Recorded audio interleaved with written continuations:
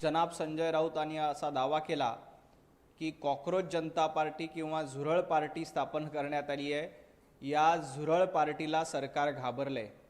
संजय राऊत, तुमच्यासारख्या महाविकास आघाडीच्या गिधाडांना हे सरकार घाबरलं नाही।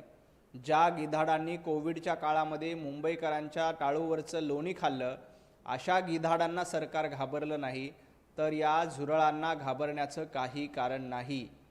असे कितीही झुरळ वाढले तरी देशभक्तीचं हिट मारल्यानंतर या झुरळांची अवस्था काय होईल हे जनता बघणार आहे।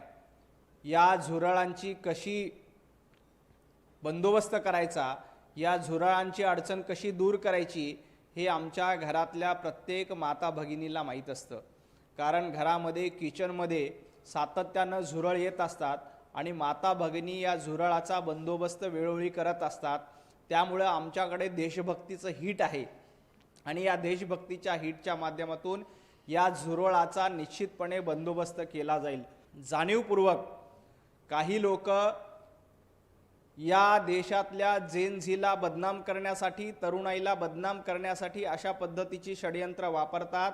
परंतु संजय राऊतांनी लक्षात घ्यावं, तुमच्यासारख्या गिधाडांना, तुमच्यासारख्या लोकांना या महाराष्ट्रातल्या जनतेनं पुरून उरलेलं आहे। या देशातल्या जनतेनं तुमच्यासारख्या गिधाडांना घरी बसवलंय। त्यामुळे या झुरळांचा देखील योग्य वेळी समाचार घेण्याचं काम या देशातील जनता निश्चितपणे करेल।